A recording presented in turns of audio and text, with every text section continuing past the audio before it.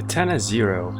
If you ever thought about how the world would be if samurais could deflect bullets, fight like Sherlock Holmes, and work as War Machine, this game is everything you wanted. This game brings to the table a whole lot of action, good music, interesting interactions, leaving you with a good feeling of I want more. In this video I'll give you information enough so you can decide whether or not this game is for you, touching on its main aspects without spoiling the future fun of playing it.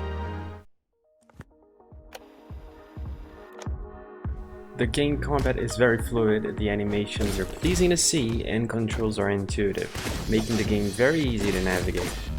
The combat consists mainly in managing the timing for your movements and paying attention to what kind of enemies you're fighting, because memorizing their attack patterns is mandatory if you want to succeed, or you will fail until you learn how the level works.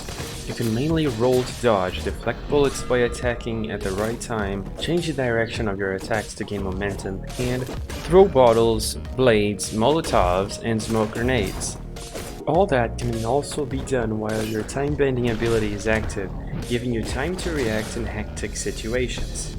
The time-bending ability was implemented with a charge bar, making it very good as a resource in battle, but also not overpowered, considering that it takes time to recharge and it doesn't last so long that you can abuse it. Even though the game tells its story through text, the sound effect, color, and fonts used manages to give you the exact emotion behind the scene and makes you keep engaged. This is not the type of game that will give you every details about its story behind the main character. The game will, however, give you hints about what's real and what's not, about what happened and what didn't. So paying attention to details is crucial if you want to have the full experience of the game. Still regarding the story of the game, Katana Zero gives you the feeling that the best of its story is being saved for the upcoming chapters, because the game doesn't give you a closed end with everything you want to know to fully understand the plot, and neither the end itself for the main character's story. The plot leaves you with a feeling of wanting more, which may be considered a good thing for some people and bad for others. The bright side, though, is that the story leads us to believe that this great game will have a sequel that is probably already on the way, since the title has been very well received by the general public. The interactions between characters is a really fun part of the game, because since you have options on how you want to respond to NPCs, your answers will slightly change how the level finishes, or how specific characters will treat you on later scenes, for example, making you feel like you were guiding the events and not like you were being carried through a hand-holding script. That's possible due to a pretty interactive dialogue system that gives you the opportunity to either respond to other characters quickly in a rude way in the middle of their sentence, making them mad you're being rude/arrogant, to answer them nicely, or to wait them finish their sentence and still be rude anyway, making you feel in control of the dialogue in some way that you would if you wanted to do so in a real-life situation. So when it comes to interaction, freedom is the name of the game.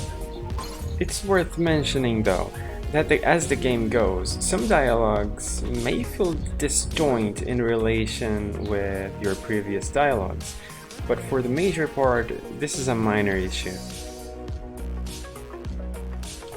Every character in the game has a very distinct temper, so every interaction feels different, therefore giving their personalities some depth.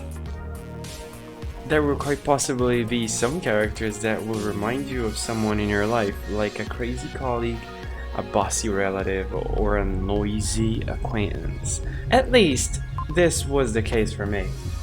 One very interesting thing about the characters in this game is that the way you feel towards them individually will change throughout the course of the game, which makes the storytelling even more dynamic.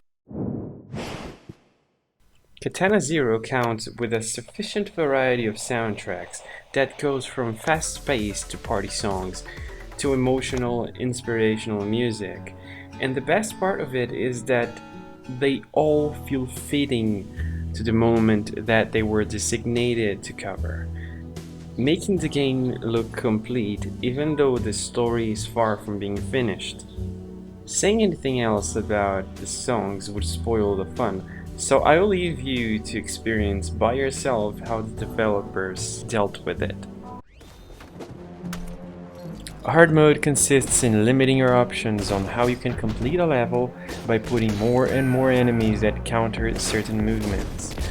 This mode is more recommendable if you are a completionist or really fell in love with the type of combat in the game, otherwise you will feel like in Dark Souls with a lot of anger involved.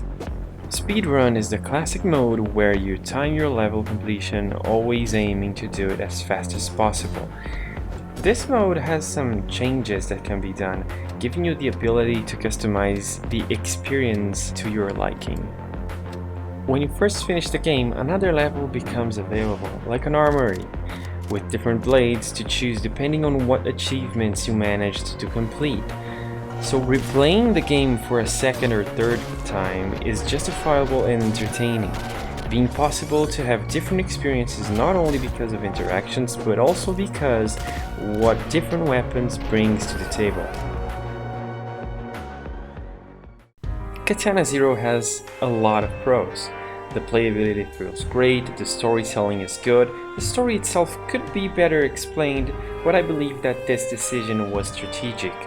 The characters are very good, the soundtrack does its job, but there are some quote-unquote cons, like the length of the game, because if your intention is to play the game only once and not go after alternative endings, achievements, exploring what each interaction offers, you may feel disappointed with how many hours you will play, because the game bets on its quality for replayability, which is a solid idea since the game is great, but such format doesn't work for everyone. Therefore, this is worth mentioning.